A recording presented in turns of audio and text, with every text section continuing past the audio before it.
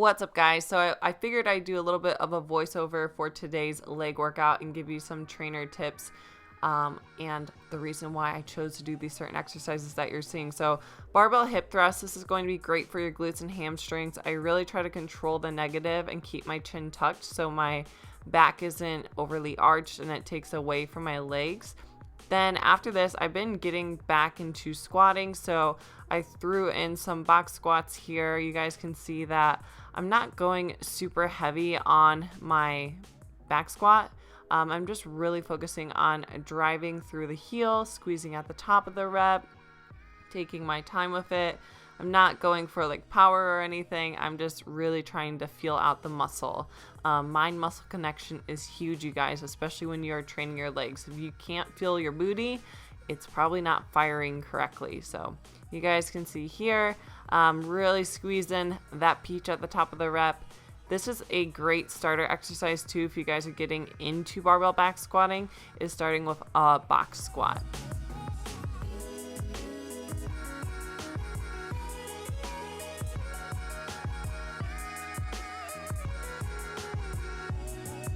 The next movement that we moved on to was a cable step up.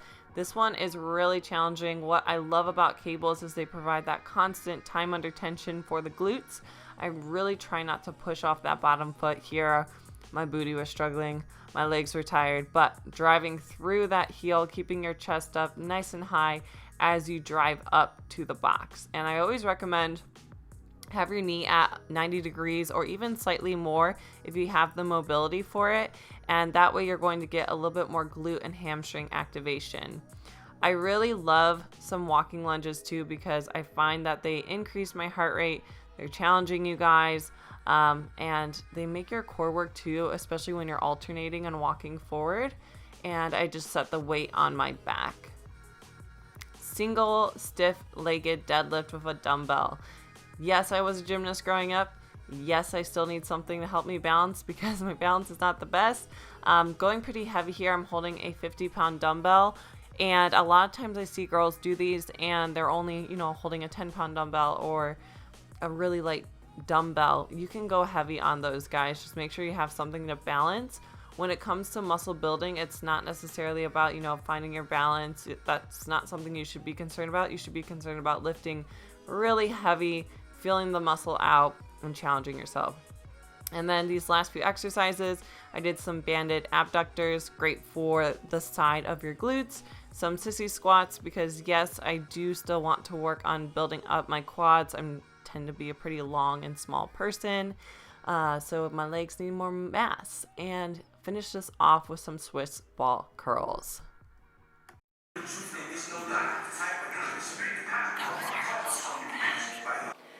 What is up, guys? So it is the next day and it is morning here, and yesterday you guys saw me do a complete leg day. It was a pretty long workout, pretty intense as well, but I want to talk about a little bit about my glute development and my glute growth and just lower body growth in general. Now, I was a girl who was really scared to stop doing cardio, especially that high intensity cardio, and you can see it in this picture side by side, the difference in my lower body. Now, I'm going to tell you guys a little bit of what changed. Number one, yes, I do hard, intense workouts like the one that you saw.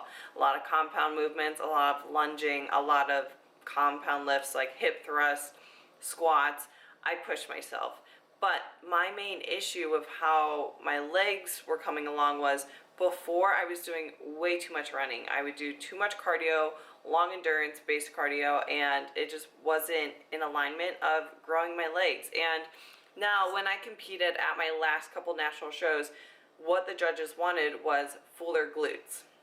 I took 6 at junior nationals, and they said you need fuller glutes, which basically means you need to build muscle. So I really want to go into this off season working on cutting down cardio, being comfortable with that, and adding in calories and focus on building.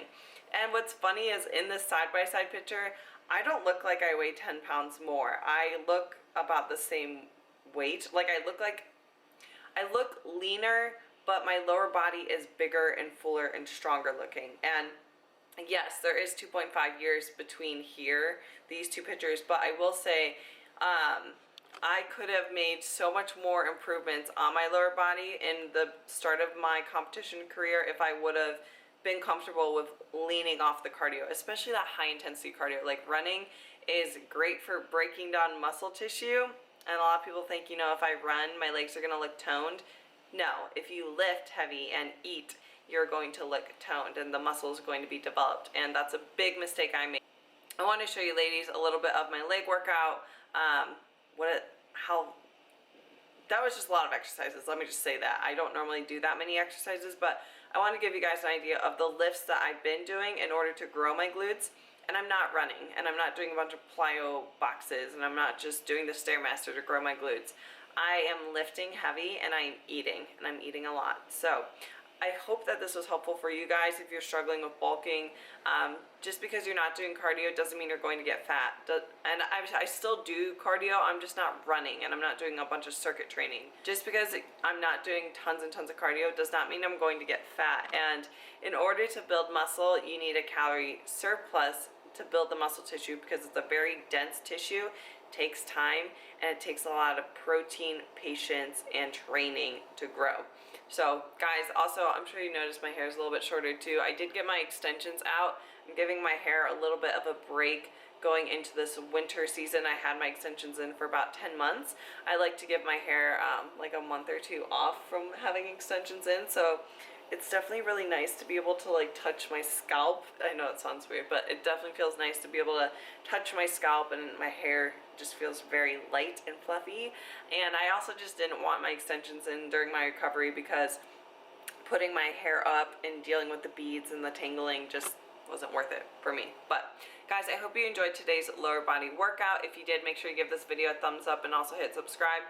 If you're not already, make sure you're following me on my Instagram, Nicole Ferrier Fitness, and I do have my podcast up. It's called Beyond the Bikini. So if you guys are wanting to, you know, learn a little bit more, you don't necessarily have time or the safety of looking at a video like you're driving, I recommend you check out my podcast. So guys, I hope you all enjoyed this one, and I will see you in the next video.